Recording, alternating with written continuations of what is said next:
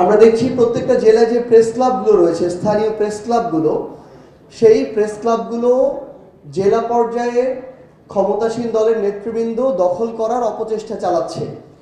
তাদের সায় ছাড়া একটা জেলার প্রেস ক্লাবের কমিটি অনুমোদন হয় না।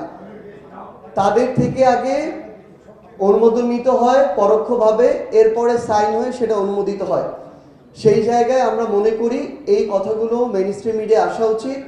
এবং দ্বিতীয়ত, কোনো একজন সাংবাদিক যদি ক্ষমতাসীন দলের কোনো এমপি বা কোনো নেতার বিরুদ্ধে কোনো একটা নিউজ করার তিনি চেষ্টাও করেন বা নিউজ হয়ে যায়, এরপরে তাকে হুমকি ধামকি ভয় ভীতির মধ্যে দিয়ে যেতে হচ্ছে। এমনকি গতকালকে একজনের সাথে আমার কথা হলো, উনি এরকম একটা সমালোচনামূলক একটা রিপোর্ট করেছিলেন দেখে ওই প্রেস ক্লাবের যে কমিটিতে উনি ছিলেন সদস্য হিসেবে, সেই কমিটি থেকে ওনাকে বাদ দিয়ে দেওয়া হয়েছে।